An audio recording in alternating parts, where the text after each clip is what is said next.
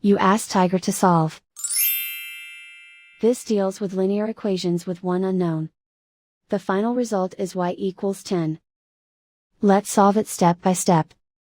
Swap sides. Group all constants on the right side of the equation. Add 5 to both sides.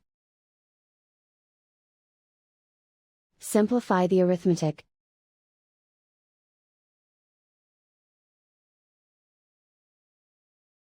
Isolate the y. Divide both sides by 2.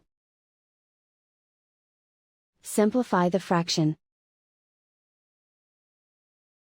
Find the greatest common factor of the numerator and denominator.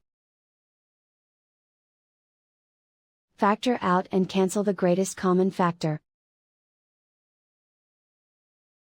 And so the final result is y equals 10.